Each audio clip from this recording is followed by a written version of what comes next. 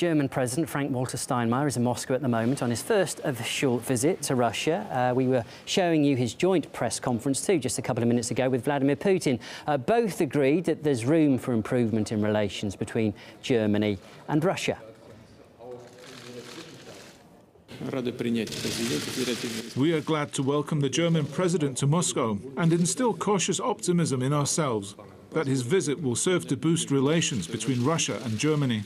I think it's important that we as presidents use opportunities like this one to see what we can do to improve relations, which we are both not satisfied with at this point. OK, well, to discuss this a bit further now, we're joined by the German MP for the Alternative for Germany party, Hansjörg Müller. Welcome to the studio, Hansjörg. Thanks for your time tonight. What are your thoughts then on this meeting between the two earlier today, President Putin and also Frank-Walter Steinmeier? They both said they wanted better relations, but in all likelihood, how quickly are we likely to see that? Yeah, time has come for Mr. Steinmeier to visit Moscow, because it was the first time for 7 years now without any visits of a German president to Russia. So relations had been deteriorating before, but I think the guilt is somehow at the German side. Yeah? Why did Mr. Steinmeier come to Moscow so late? They talked about the economy a lot too, and the importance of trade between the two countries. I mean, they've also talked about Ukraine also and wider issues. But do you think it's the economy that's the pressing one, the one issue that can bring both countries back together? Yes, of course, because the closer economic ties are between countries in general, the less is the probability of crisis, the less is the probability of war or severe conflict. So the closer the economic ties will grow between Germany and Russia, the better it is both for Russia and for Germany.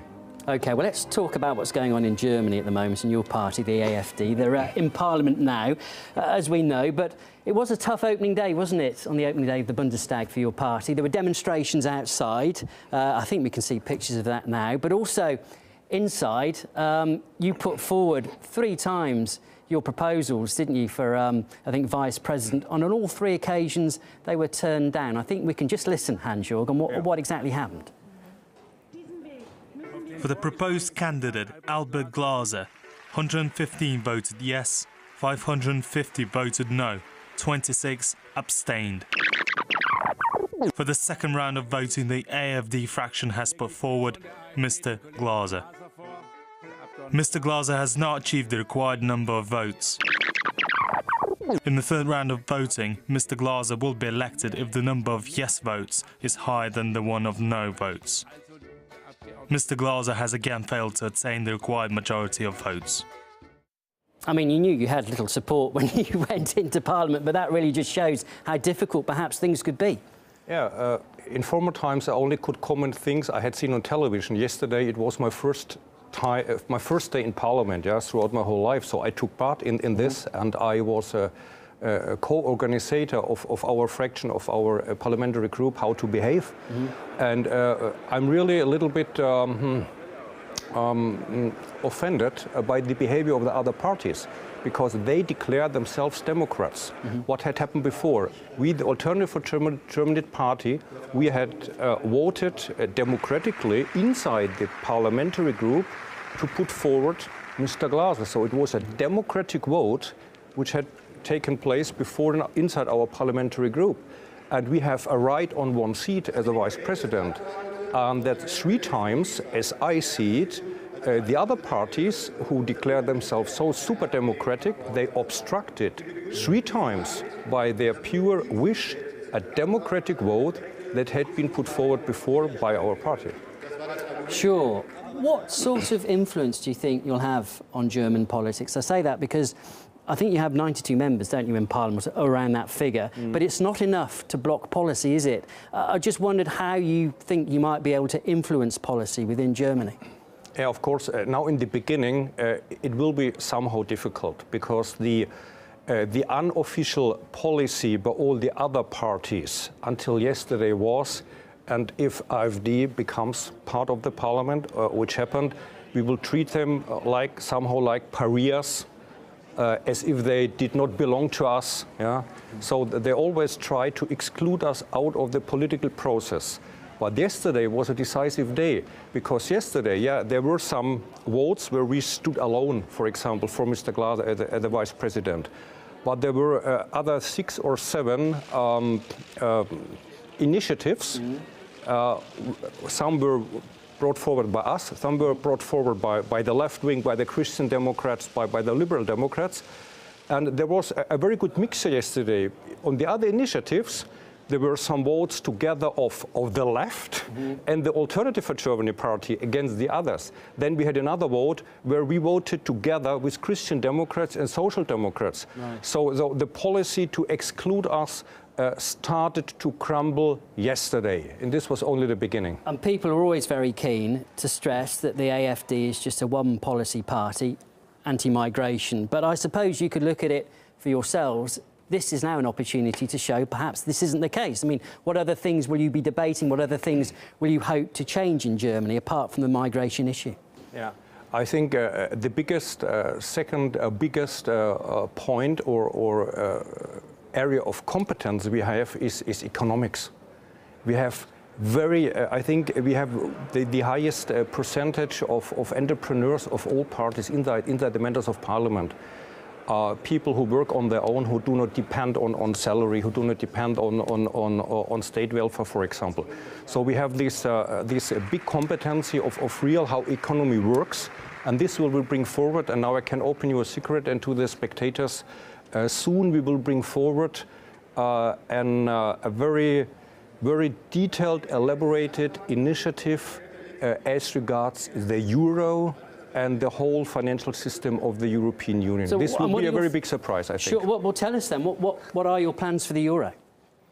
Yeah, our plans are that we know that the euro, in this consistency it is existing now, has no future.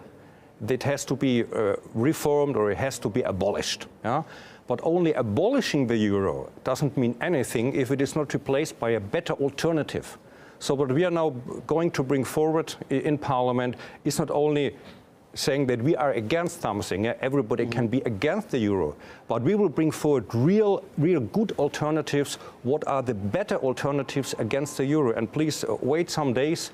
Can I just push you slightly? I mean, what is the alternative to the euro? I know other countries in Europe are looking at perhaps their own sort of sovereign crypto coin. I mean, what things are you looking at? We are looking at independent currencies for each state. That should be balanced among each other, and the euro is not only the question of the euro itself as a currency. It's only some kind of facade. Behind the facade you have this ESM, you have the ESFS, you have all these monetary funds, state-controlled but financed by the taxpayers of each country, mostly by the German, Austrian, Finnish and Belgish taxpayer. And so the whole interrelations between the currencies and all these guarantee funds, also for Greece, against the International Monetary Fund, this has a huge complexity, and this complexity must be solved. And not only being myself a member of my party, I know for sure that the best experts we have in Germany only in our party. Interesting. OK, well, let's just broaden the discussion slightly too, because we've seen in Austria recently, I'm sure you were looking at the elections that were held there and the rise of the right-wing party, the Freedom Party, now looking to actually become part of a coalition. Do you just see this as part of a broader movement in Europe in general, where people are supporting parties like yours, which are more right-wing? Yes, of course.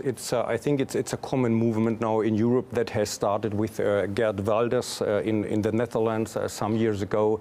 Then the Freedom Party always has played a huge role in Austrian politics. We are the newest party, the latest one, in this context. And for myself, I live in the southeast of Bavaria, 2 kilometers from the Austrian border, and have close friends being in the rulership of this party, because I live so close to them. And so for me, it's not only being a part of with the Alternative for Germany party, of this overall European movement. I have also some insights in Austria, what is going on.